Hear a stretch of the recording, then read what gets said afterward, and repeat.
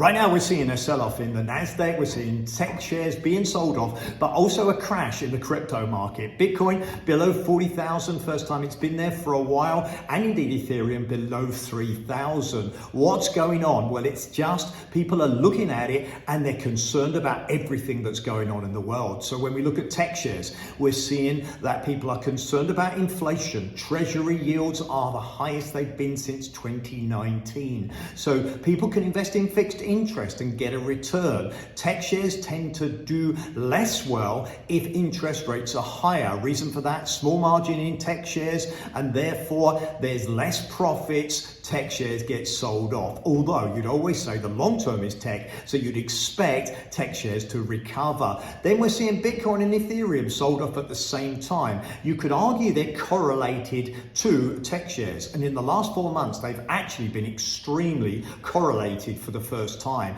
In other words, if tech shares get sold off, so does Bitcoin and Ethereum. I actually think it's that the public is concerned about what's going on in the world, and that means that they're selling off various different assets. I think that correlation will move away. I'm still confident that we're going to see Bitcoin up above its record figure. 65,000 is its record, trading below 40 right now. I think it will go to 75,000 before the end of the year. I'm also confident that tech shares will recover. However, we've got a recession coming, certainly in the UK and into Europe, and also potentially in America. So that means that the markets perhaps can be overall flat. So whilst tech shares, I expect to see an increase, a small increase between now and the end of the year, larger increase in Bitcoin and Ethereum as people go more and more towards digital currencies. But overall, S&P, for me, it's going to be flat. Okay, so interest in markets, we watch with interest.